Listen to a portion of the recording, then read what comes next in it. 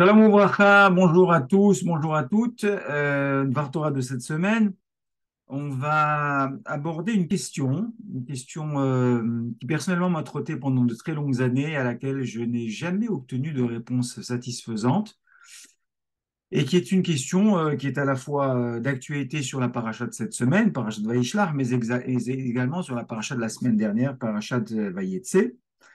Dans la paracha de cette semaine, je vais vous lire le pasouk, puisqu'il s'agit de la mort de Rachel Imenu. Au moment où Rachel met au monde son deuxième garçon, Binyamin, on voit que c'est un accouchement qui est difficile. Elle est en chemin, elle est sur la route. Et il y a d'ailleurs une chose curieuse, c'est que la personne qui l'assiste dans son accouchement lui dit de ne rien craindre. Elle avait beaucoup de mal. C'était un accouchement difficile. Va tomer la hamialedet. Et donc la sage-femme lui dit Altir'i, de ne pas s'inquiéter, qui gamzel arben. C'est encore un garçon. On ne va pas parler de cette question, on ne va pas parler de ce verset.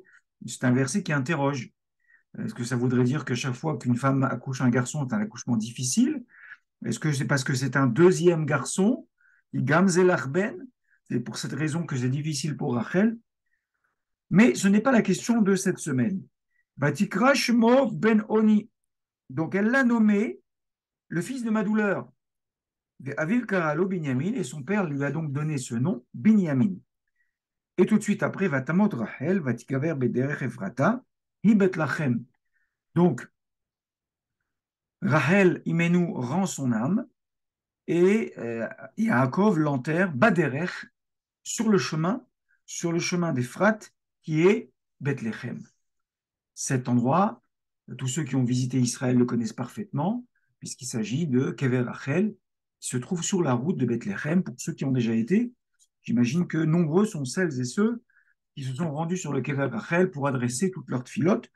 Cette introduction est nécessaire pour comprendre le sujet que je vais aborder aujourd'hui avec vous. La question qui m'a trotté, et il me semble que cette année, j'ai trouvé une réponse en tout cas qui m'a personnellement satisfaite, est la suivante. La fameuse question, comment Yaakov Avinu a-t-il pu épouser deux sœurs? Alors, je passe sous silence la difficulté pour ceux qui disent qu'en réalité, Rachel, Léa, Bilha et Zilpa étaient quatre sœurs. Ça suffit déjà comme difficulté de dire qu'il a épousé deux sœurs. On ne va pas aborder cette question non plus aujourd'hui. Donc, il a épousé Rachel et Léa, deux sœurs. Or, on sait très bien que c'est un interdit de la Torah, mais forache. Si un homme épouse une femme, bon, je parle bien entendu du principe que la Torah n'interdit pas, dans l'absolu, même si cet interdit a évolué, à un homme d'épouser plusieurs femmes. On voit très bien que Abraham a eu plusieurs femmes, Yaakov a eu plusieurs femmes, et donc en soi, ce n'est pas un interdit, même si de nos jours, avec l'interdit de Rav Gershon, Meir Agola, bon, on ne va pas rentrer trop dans les détails, mais peu importe, l'interdit ne se situe pas au niveau d'épouser plusieurs femmes, mais plutôt au niveau d'épouser deux sœurs. Parce que là, pour le coup, c'est un interdit clair, marqué noir sur blanc dans la Torah, lorsque la Torah énumère ce qu'on appelle les harayot. Harayot, midin erva, littéralement et étymologiquement nudité. Donc, ce qui constitue une nudité qu'on n'a pas le droit de découvrir, constitue une femme qui nous est interdite par mariage. Alors, bien entendu, il s'agit des parents proches, et alors, que ce soit la sœur, que ce soit la tante, et il y a d'autres femmes qui sont interdites, elles sont énumérées là-bas dans Parashat Haremot. Et ceci étant dit, si un homme épouse une femme, si l'envie lui prend de prendre une deuxième femme, ça ne pourrait être sa sœur. Donc, au même titre que un homme ne se marie pas avec sa propre sœur, un homme ne peut pas épouser deux sœurs. Et ce qui est important de savoir, c'est que ce qui sort de cet interdit, c'est ce qu'on appelle la totsa'a, la conséquence. La conséquence, c'est que le fruit de ces unions interdites débouche sur ce qu'on appelle la mamzerout.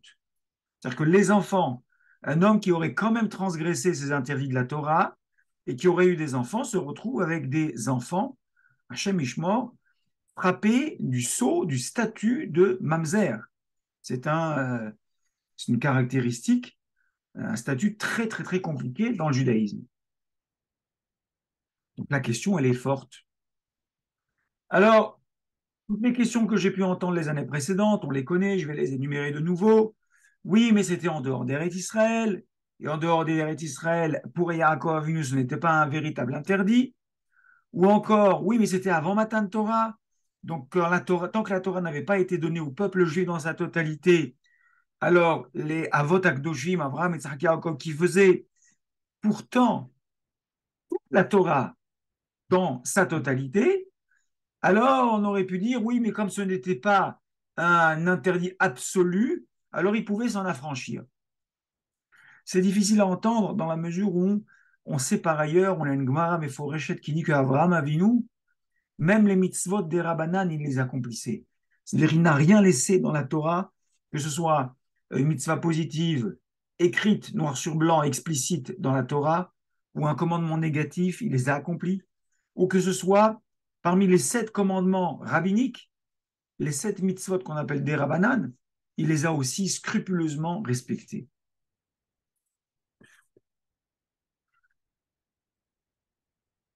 Pour essayer de bien comprendre et vous apporter la réponse que je vais vous apporter cette semaine, qui est la réponse du Ktav Sofer, qui, à mon avis, constitue pour moi un chidouche extraordinaire, et en tout cas, comme je vous le répète, m'a parfaitement euh, satisfait par rapport à tout ce que j'avais pu entendre auparavant. Mais avant d'arriver à la réponse qu'il propose, je voudrais venir sur le passage qui va nous aider à comprendre. C'est dans la paracha de la Vayetse qu'on a eu la semaine dernière. Réhouven, qui est le fils de Léa, est parti donc dans les champs. Il s'est mis à cueillir, on appelle les doudaïm, qu'on traduit en français par les mandragores. Va y avoir autant elle Léa, et il les apporte à sa maman Léa. Va tomber Rachel el Léa, tenini li midudaï bener. Donc Léa voit que Réhouven a apporté des mandragores à sa mère. Rachel est tentée de lui demander ces mandragores.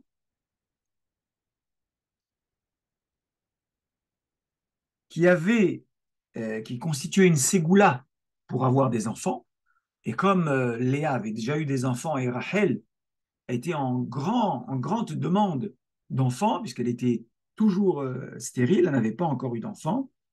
Donc elle lui dit, s'il te plaît, donne-moi les mandragores que ton fils t'a amenés. Sous-texte, sous-entendu, j'en ai un petit peu plus besoin que toi. Écoutez la réponse de Léa. La réponse qu'elle donne à sa sœur Rachel. Va-t-on là? Léa lui répond. Amaat beni. Ça ne te suffit pas que tu m'aies pris mon mari et tu voudrais aussi prendre les mandragores de mon fils. Quand on sait ce qui s'est passé, on se dit, on marche sur la tête. Comment Léa peut avoir cette chutzpah, il n'y a pas d'autre terme, de dire à sa sœur, ça ne suffit pas que tu aies pris mon mari. On fait un petit flashback, on revient un peu en arrière et on se rappelle, Yaakov a travaillé 7 ans pour épouser Rachel. Lavan, son beau-frère, qui était un rusé et un homme trompeur, a trompé Yaakov en lui donnant, par tromperie, en le dupant, Léa. Avec tout ce que l'on sait, les simanim, Rachel ne voulait pas. Yaakov savait que Lavan le tromperait, donc il a donné un code secret à Rachel le soir de la nuit de noces.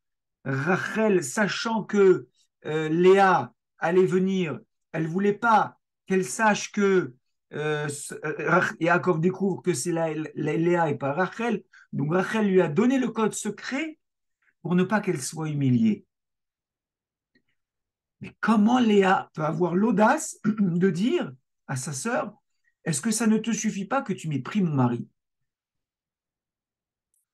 Maintenant, vous, moi, n'importe qui d'autre, si on est confronté à cette situation où on voit quelqu'un qui fait preuve d'une chutzpah sans nom, on lui dit, hey, ma cocotte, t'exagères un peu. Je voudrais remettre un petit peu les pendules à l'heure, les points sur les i, les barres sur les t et toutes les expressions que vous voudrez bien. Et je vais te donner la vérité que tu sembles avoir oubliée. Écoutez la réponse de Rachel. Elle lui dit rien de tout ça. Elle ne lui rappelle rien de ce qui constitue l'absolue vérité. Qu'est-ce qu'elle lui rétorque? Elle lui dit, va tomber Rachel, dans le même pasouk. La reine, d'accord, très bien. Yishkav aimach alayla, tahad dudae bener. Tu sais, c'est comme ça que ça se passe dans une famille où un homme a plusieurs femmes. Donc il y a ce qu'on appelle, il y a des moments où Yaakov dort avec Léa, des moments où il dort avec Rachel. Ce soir, c'est le jour ou la nuit où Yaakov doit dormir avec Rachel. Alors elle lui dit, je te cède ma place, je te cède mon tour, tu dormiras donc à ma place ce soir, et en échange, s'il te plaît, donne-moi les mandragores de ton fils. Ce que Léa va accepter.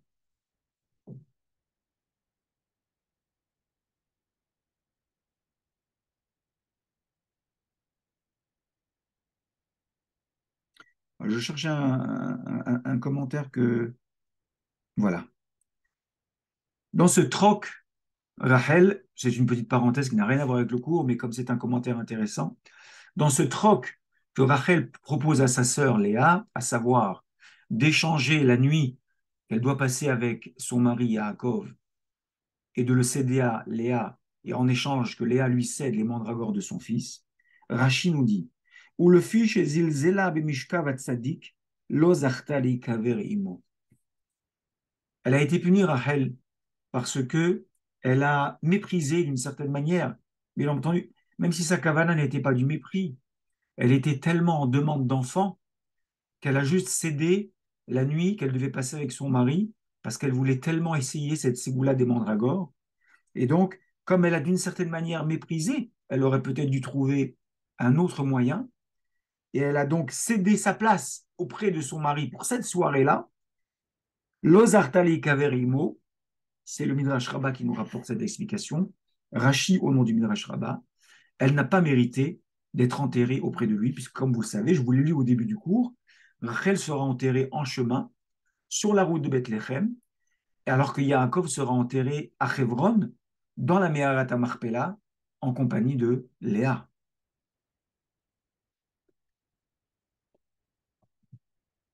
Alors maintenant, je vous apporte la réponse, et vous allez voir qu'elle est absolument extraordinaire. Le Ktav Sofer dit la chose suivante. Le Ktav Sofer, pour essayer de comprendre cette difficulté, et on avait besoin de cet épisode des mandragores, vous allez comprendre pourquoi. Le Ktav Sofer dit, vous savez, quand on dit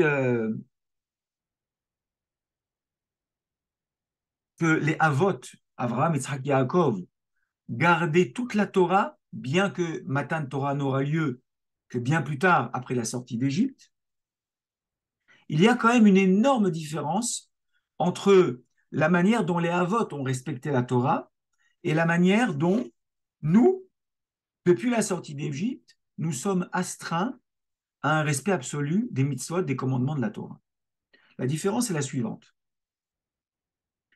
Aujourd'hui, aucun juif respectueux de la tradition et de la Torah ne peut venir dire, en ouvrant le livre de la Torah, ce commandement s'applique à moi, celui-ci non, parce que je connais la raison, et puis moi je suis quand même assez différent, je sens que ça touche plein de gens, mais moi ça ne me touche pas, donc je ne suis pas concerné par ce commandement. Et ainsi de suite, il ferait une espèce de tri sélectif dans les commandements pour dire, bon ben, je vois que la Torah a interdit ça, et la Torah elle a explicitement donné la raison de cet interdit, et ça ne me concerne pas. Et le Ktav Sofer apporte un exemple du plus sage des hommes, le roi Shlomo. Le roi Salomon, il y a un interdit dans la Torah qui dit qu'un roi, lo yarbelo nashim, velo yarbelo susim. Un roi n'a pas le droit de multiplier ou de dépasser le nombre autorisé de chevaux, et il n'a pas le droit de dépasser le nombre limité de femmes qu'un roi peut avoir. Et la Torah, au sujet de cet interdit de dépasser le nombre de chevaux et le nombre de femmes, elle en donne la raison. Elle dit la chose suivante. La Torah dit, pourquoi le roi n'a pas le droit à un nombre, n'a pas le droit de dépasser un nombre limité de chevaux? Shema Yashuv le Mitzrayma. Parce qu'il serait tenté de retourner en Égypte, et comme nous le savons bien, depuis que nous avons quitté l'Égypte, Akadosh Baruch Hu a fait une promesse, il a dit, vous ne retournez plus dans ce pays. Or, on le sait très bien, les plus beaux chevaux viennent d'Égypte, donc sa tentation de dépasser le seuil autorisé du nombre de chevaux pourrait l'inciter à retourner en Égypte. Il dit, moi, je vais augmenter, je vais prendre plus de 1000 chevaux et je n'irai pas en Égypte. Idem, il avait un nombre limité de femmes, il a dit, moi, je vais augmenter le nombre de femmes. Quelle était la raison donnée par cet interdit dans la Torah? C'était de peur que les femmes lui tournent la tête et l'incitent à faire de la Avodazara. Et dit, moi, je ne serai pas tenté pour faire la Avodazara, même si je dépasse le seuil autorisé du nombre de femmes. Il a dépassé le seuil autorisé et il est tombé dans cette faute. Donc voilà Shlomo Améler, le roi Salomon, le plus sage des hommes, qui a pensé que les raisons données par la Torah ne le concernaient pas, et il s'est permis de se dispenser de deux interdits de la Torah, et il est tombé. L'énorme différence avec les Avot Akdoshim, Avraham, Yitzhak, Yaakov, avant Matan Torah, et tous ceux qui ont fait la Torah avant, c'est que eux pouvaient s'autoriser ces exceptions. Yaakov s'est autorisé un mariage avec deux sœurs. Et le Ramban donne l'explication de l'interdit de se marier avec deux sœurs. Et c'est extraordinaire, ça va nous aider à comprendre. Le Ramban dit la chose suivante. Il dit, au fond, on ne comprend pas l'interdit de se marier avec deux sœurs. Je comprends très bien l'interdit de me marier avec ma sœur, ce qu'on appelle une herva, une nudité qui ne m'est pas autorisée. Mais une femme qui m'est étrangère, qui n'est pas un proche parent, je ne comprends pas, puisque c'est autorisé de prendre deux femmes, quelle serait la raison de ne pas épouser deux sœurs? Et le Ramban, Nachmanide, enfonce le clou davantage en disant, mais regarde, un homme épouse une femme, lo alenu velo alechem, cette femme décède, donc il est veuf, il veut prendre une autre femme, il a le droit d'épouser sa sœur. Donc cet interdit d'épouser deux sœurs est en plus limité, il n'est pas absolu. Ne pas épouser sa sœur, c'est un interdit absolu, il n'y a aucune exception. On ne peut pas trouver un cas où c'est permis. Or, on peut trouver un cas où épouser deux sœurs, c'est permis, c'est-à-dire épouser une femme, cette femme décède, il est parfaitement permis de prendre en seconde noces. Alors, on s'épargne les sentiments, c'est pas beau, c'est pas bien, peu importe, là on est en train de réfléchir en termes halachiques, pas en termes de est-ce que c'est bien de faire ça, est-ce que mon cœur me porte à faire ça, est-ce que la Torah l'autorise, oui ou non? Tu veux pas le faire, c'est un autre problème. Donc le Ramban Nachmani il dit, alors essayons de comprendre la raison pour laquelle l'interdit d'épouser deux sœurs et sur quoi ça repose. Le Ramban arrive à cette conclusion, il dit, deux sœurs sont des rivales déjà chez papa et maman. Les frères, les sœurs sont toujours des rivaux. Tu fais un cadeau à l'un, l'autre est jaloux. Tu dis quelque chose à l'un, pas à l'autre, il est jaloux. La jalousie, elle est inhérente chez des frères et des sœurs. Imaginez-vous, alors, pardon, vous prenez, laissez ça de côté. Un homme a le droit de se marier avec deux femmes. Il faut qu'il s'attende à avoir de gros problèmes. Parce que quand un homme prend deux femmes sous son toit, ce sont des rivales. Et la Torah parle beaucoup de ça. La Torah n'encourage pas la polygamie. C'est juste que c'est une permission et il faut savoir à quoi on s'expose. Donc, la jalousie qu'il va y avoir entre ces deux femmes qui sont étrangères, qui ne sont pas sœurs, il y aura une rivalité énorme que le mari devra gérer. Vous prenez ces deux problèmes-là et vous les mixez.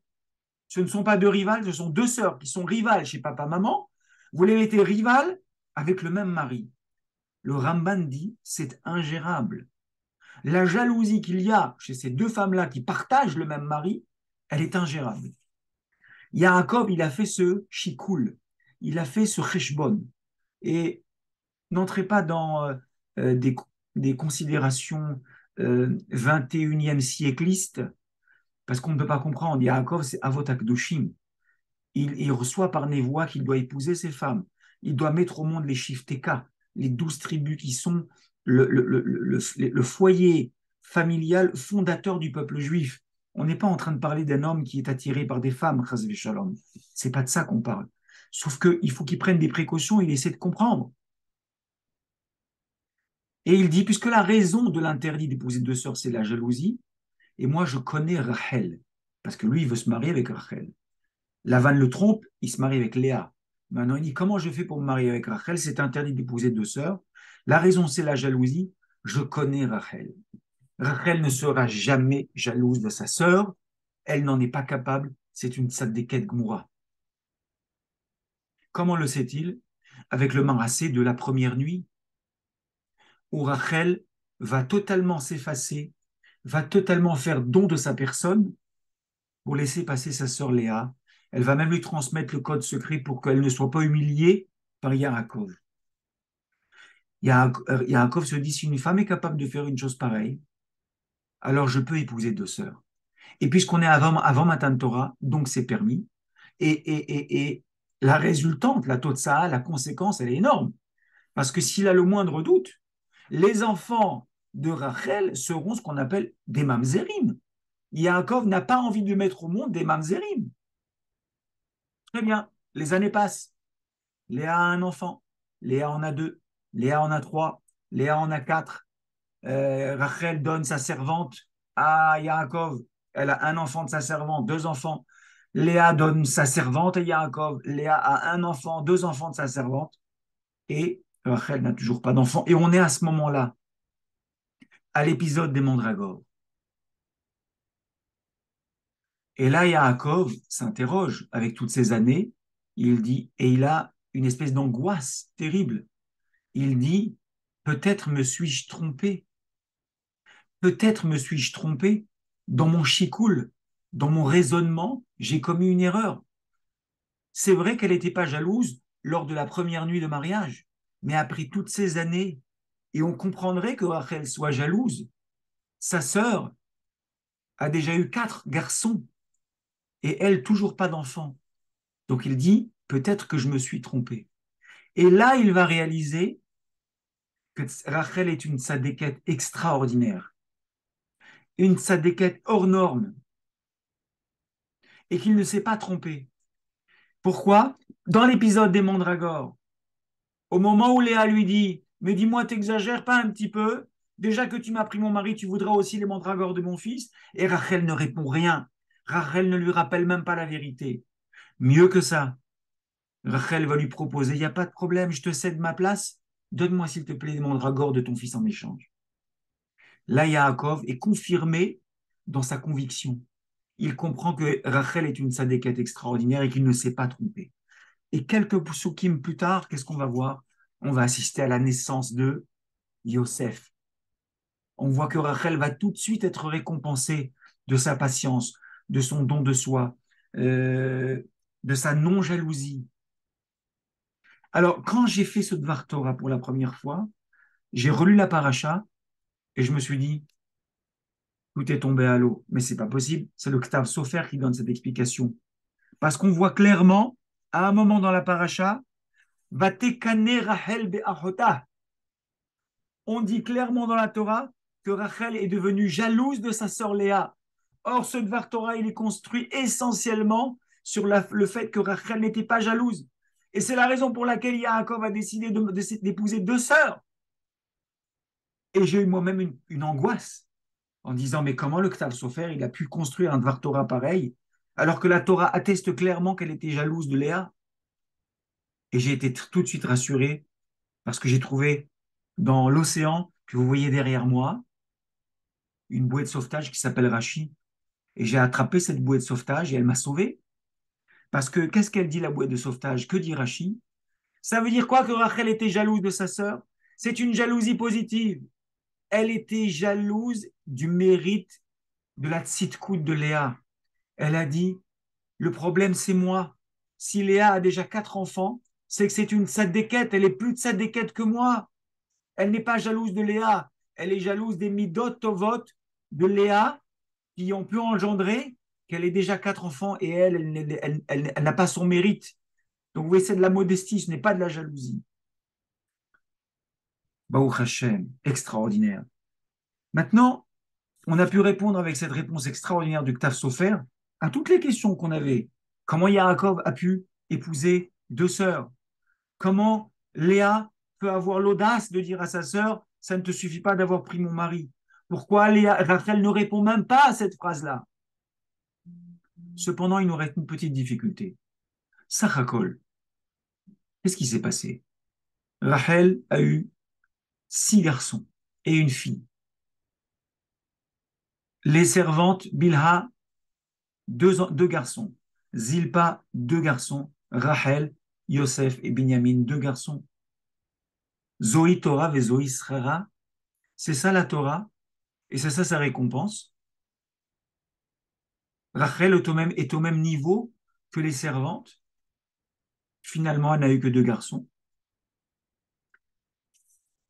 Très jolie réponse. Lorsque vous allez en Israël, vous êtes touriste et vous avez envie de faire un voyage un peu spirituel, vous arrivez à Yerushalayim, quel est votre premier arrêt?